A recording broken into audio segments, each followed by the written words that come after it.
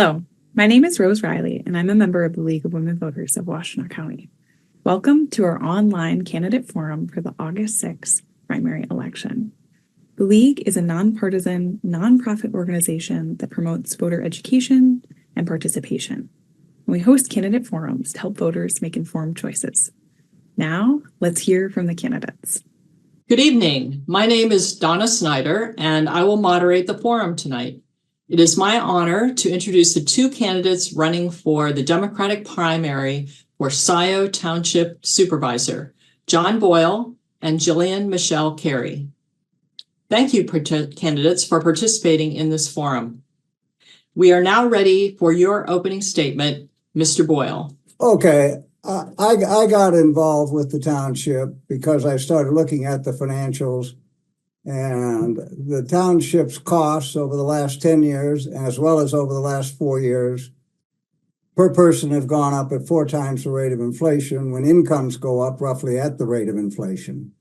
And it's not sustainable. Standard & Poor's agrees. They have downgraded the debt for the township. And the township, not only is it not sustainable, they have no financial reporting going on that's respectable. The financial report in the last board meeting is in this. It's 70 pages, and it basically is a general ledger dump. There's no real financial information there. So there's no real financial reporting. They don't have a finance staff. They don't have a chief financial officer that's trained in finance. So this is problem number one. Problem number two is the way the township is run. It appears to be dysfunctional. Problem number three is the subjects brought up with the board should be focused on financials and strategic issues and not 500 pages of other things. Thank you, Mr. Boyle. Ms. Carey, may we have your opening statement? Good evening. Jillian Carey. I am a Scio Township resident. I have been since 2011. I became involved with the township during the single hauler trash idea. And I did a little bit of research on that and started coming to meetings, and residents had come up to me asking me what if I could help them with their situations. There's different pockets in the township that had issues. I didn't know anything regarding local government, but ever since then, I think that was 2019, I have delved deep into helping residents.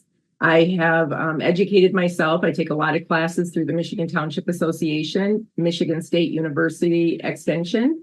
I have been heavily involved in looking into different issues within the township.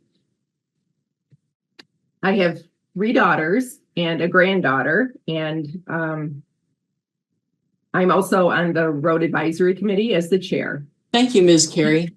And now to the questions. I will start with Ms. Carey. What are the primary roles and responsibilities of the supervisor position, and which do you consider to be the highest priority? The first statutory duty would be it's the head of the assessing department. However, if a supervisor is not qualified to be the assessor, they are still the head of the department, but they have assessors that are certified under them.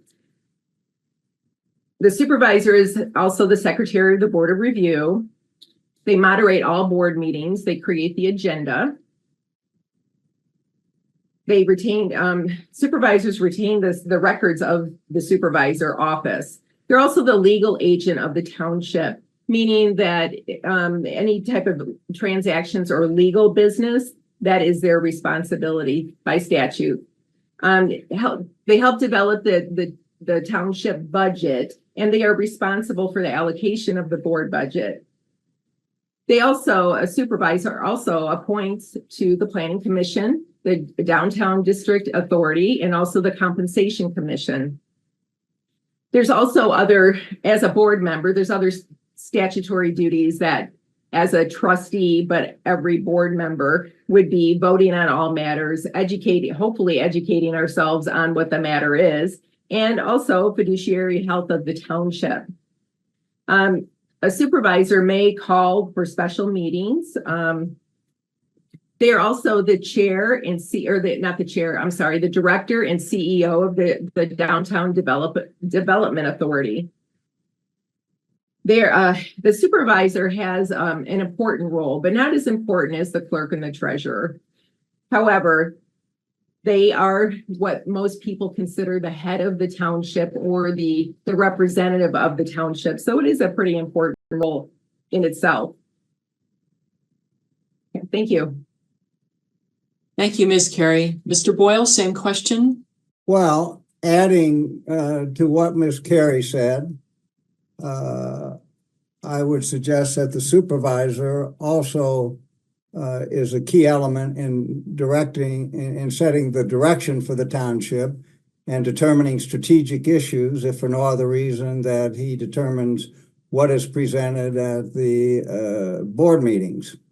And the supervisor also should be involved in financial, in transparency for the township. And I don't believe you can have transparency unless you have clear financial statements, income statements, balance sheets, cash flow statements, and those statements provide comparisons with prior periods and with budget. And I don't see those. And I don't believe there's any transparency. I also don't believe there's transparency when a board meeting has 500 pages, which nobody could possibly go through in a single evening. And there's no strategic direction that I can see in these 500 pages. And there are no financial reports that I would respect. So I think the supervisor, if we just go with the role of supervisor, has a very important job in overseeing the direction of the township, making sure that there's transparency, which I don't believe there is right now, and making sure that strategic issues are addressed. And I'm going to add that there's a risk management equation here, especially as regards the Gelman dioxane plume, and especially as regards the sewer to Ann Arbor, which is 40 years old. There's no risk analysis going on at the supervisor level, and the supervisor, I believe, should be overseeing that. Thank you, Mr. Boyle. And you have the next question, which is, I might as well just let you talk a little bit more about finances, you and Ms. Carey. What improvements, if any, do you want to see in the township record keeping and financial operations? Well, first of all, I believe that the financial statements should be understandable by the average voter. And you can't get good financial statements without a finance department. The financials are now being developed by Plant Moran, very expensive, and they have no institutional memory. You need financial statements that are developed by your own finance department, and your own finance department can do the reviews and the studies and develop the risk analyses that should go with managing the township, and that's not taking place. So number one is you got to have clear financial reports, and they need to be developed by your own finance organization. And if you have a project, the project should show, for example, the fire department. If the fire department wants additional millage, they should show what their financial statements are for the last 4 or 5 years and how the additional millage is going to be spent for the next 4 or 5 years, and should identify metrics that are going to be met. And that has not been the case in the presentations for the board for the last 4 years, and actually going back further than that. Thank you, Mr. Boyle. Ms. Carey, same question. Would you repeat the question, please? Yes. What improvements, if any, do you want to see in the township record keeping and financial operations? Thank you. Well, the first thing, if I was supervisor, would be that we, along with the board, a deep internal forensic audit going back at least 10 years. I believe that there's a lot of expenses that have been made that have not been, that should not have been. There's waste, and also there's fees and fines and different things in different departments that could be implemented, especially developer fees. Definitely internal controls. We have one department interfering with another department, statutory duties, and we need to separate for checks and balances to make sure that there is everything is being done properly. I would support the clerk and the treasurer for proper checks and balances for sure.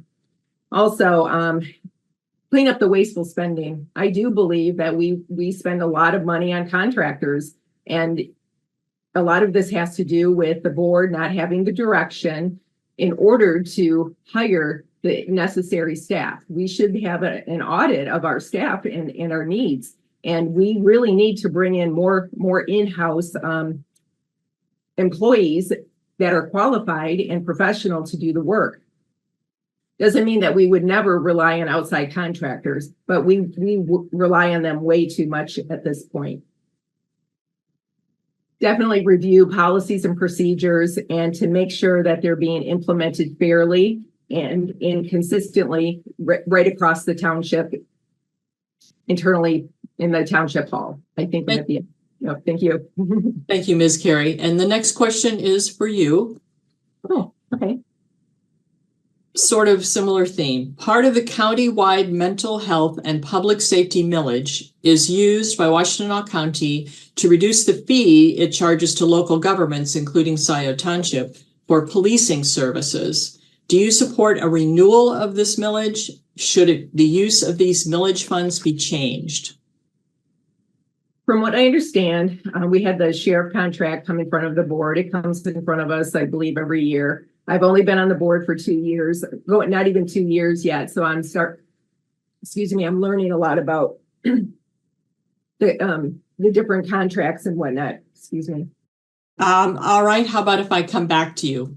Mr. Boyle, may I have your answer to that question? Please repeat the question. Sure, certainly. Part of the county-wide mental health and public safety millage is used by Washtenaw County to reduce the fee it charges to local governments, including Scio Township, for policing services. Do you support a renewal of this millage? Should the use of these millage funds be changed? Well, I would support the millage, but I'm not, financial health has become a stepchild, not only in Washtenaw County, but in the entire country. And I don't believe it should be a stepchild. So if the money is designed to support mental health, and again, what that means should be clearly defined, that money should go towards mental health. Now, if they need subsidies for policing, that should be a separate issue. But I think we're mixing things that shouldn't be mixed. Mental health has fallen into disrepair in this country and in the state of Michigan, and it needs to be addressed. Now, as far as the millage goes, this millage, like every millage, should be shown in the context of a budget. Everything that's important should be shown in the context of a budget. And if additional millage is necessary, that can be shown. But when I say a budget, that means you've got 3 or 4 years going forward where you see exactly and precisely how the money is going to be spent. And you measure against that budget as you go forward every year.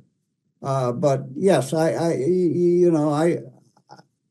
believe mental health needs additional support in Washtenaw County, in the state, and for that matter, in the country.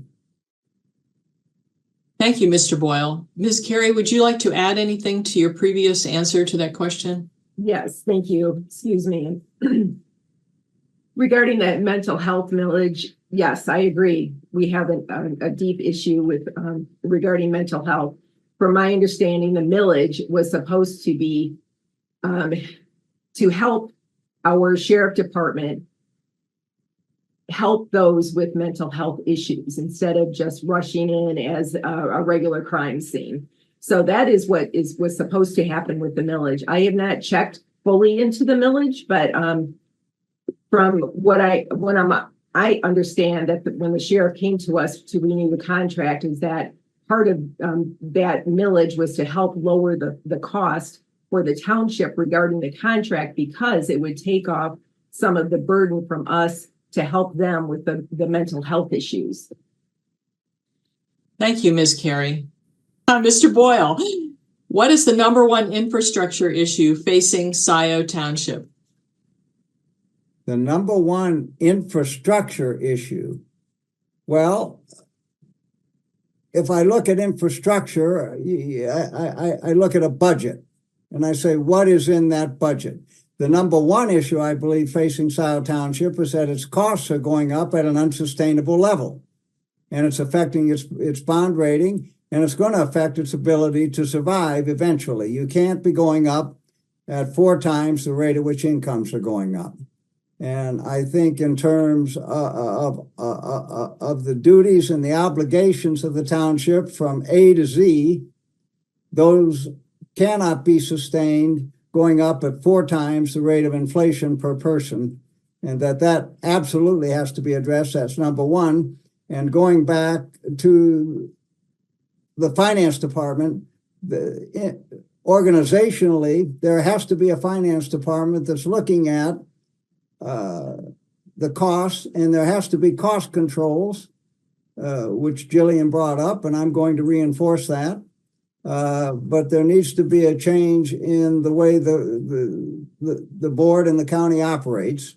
But structurally, I believe the number one structural issue is the budget. It's not sustainable at its current rate of increase.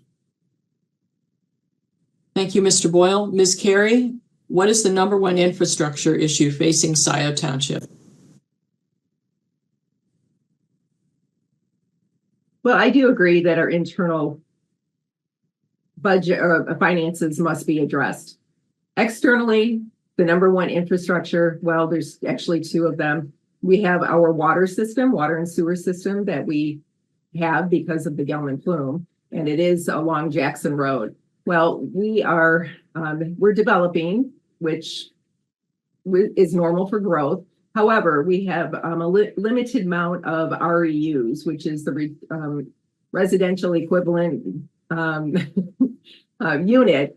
And so whenever we have another big development coming in, it's eating away at that. Well, we have not, and I've said this before, to plan for more negotiations with Ann Arbor. That's where we get our municipal water. If we end up getting to the point where we have no more REUs and we have not negotiated more, we are going to end up expanding throughout the township, and we want to protect our rural with more developments that have on-site sewers. Those can have a lot of potential issues for the environment. So I am definitely in support of the infrastructure for water and sewer. Our fire department is also lacking with the needs of our community. We need to expand our fire and emergency system for the welfare and the health of our community. So those would be my top 3. I guess finances, water, sewer, and then the fire department. And it doesn't have to be all in that order. Thank you. Thank you, Ms. Carey. And the next question is for you to begin again. You both mentioned the Gelman plume. The state of Michigan proposes to reissue a permit to allow Gelman Sciences to discharge treated groundwater. Do you support the state's proposal? Why or why not? I do support the state, the Eagle Environmental Department, to require a better cleanup of the contaminant regarding holding Gelman accountable. I do not believe that they should allow more dioxane to be pumped into Honey Creek. We have wells that are testing positive every year, and the faster it gets into our municipal water system, we're gonna and we don't have a way to remediate it. We're gonna be in real trouble. Now, the communities, Ann Arbor Township, the city of Ann Arbor, Scio Township, and Washtenaw County, they have petitioned the EPA the federal EPA for a super fund, and that is in process. So that is a very good thing. However, in the meantime, that's going to take a while to get to that point where they actually step in. But in the meantime, we have to prevent Gelman from dumping more dioxin into our drinking water, our wells. It's going to be a serious problem if we don't stop that as much as we can. It's already, as we know, has spread, and it's just spreading more and more. So yes, I do not believe that Gelman should be allowed to discharge anything anymore into our waterways. Thank you, Ms. Carey. Mr. Boyle, same question. They're basically discharging poison into our waterways, and there seems to be a lot of discussion about the Superfund kicking in. Well, until the Superfund kicks in, Washtenaw County and Scio Township have to deal with the issues at hand. And I have yet to see an analysis which says, when do the alarm bells go off? And if the alarm bells go off, what do we do? There's no risk analysis with regard to the Gelman plume. And tangentially, there's no risk analysis with regard to the 40-year-old sewer pipe. These are things where we should be looking at them on an ongoing basis and coming up with trigger points that tell us when we have a problem that needs to be addressed, and then talking about, based upon what the experts suggest, how we address it. I don't think we can wait until the problem is front and center. Thank you, Mr. Boyle. This next question is the last question for both of you. And Mr. Boyle, I'll start with you. What is your philosophy for listening and considering those you disagree with? Well, it starts with listening. If you disagree with them, you have to find out what the basis for the disagreement is. And this is a problem at the board meetings, collegiality, not only among the board members, but among the citizenry. There should be a code of conduct for the citizenry and the board member. And if I were involved in the process, that would be written up and enforced, because those meetings, just about turn into routes sometime.